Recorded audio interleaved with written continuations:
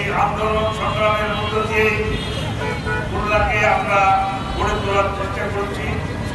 আজকে যে সমস্ত রাজনৈতিক নেতৃত্ব আমাদের সাথে আছেন, তারা দীর্ঘদিন আন্দোলন করছেন, সংগ্রাম করছেন এই খুলনাকে বাঁচানোর জন্য। আমরা দায়িত্ব পাওয়ার পরে খুলনা উন্নয়ন কর্তৃপক্ষের আমরা দেখলাম দীর্ঘদিন ধরে এখানে কোনো পরিকল্পনাবিহীনভাবে এটি চলছে। আপনারা জানেন ইতিমধ্যে মাননীয় প্রধানমন্ত্রী একমেকের সভায় তিনি সিপিআর কোর্টকে বিরোধ দিয়েছেন এবং একটি কমিটি করে দিয়েছেন ক্যাবিনেট সেক্রেটারিকে বর্ণনা করে। তিনি কমিটি করে দিয়েছেন যারা দায়ী তাদের বিরুদ্ধে ব্যবস্থা নিতে বলছেন। বন্ধন নেই, নিঃসন্দেহে আমরা খুলনার ওখানে টিক দিব। কোথায় ক্যাডেট কলেজ নেই, খুলনার এখানে আমরা টিক দিব।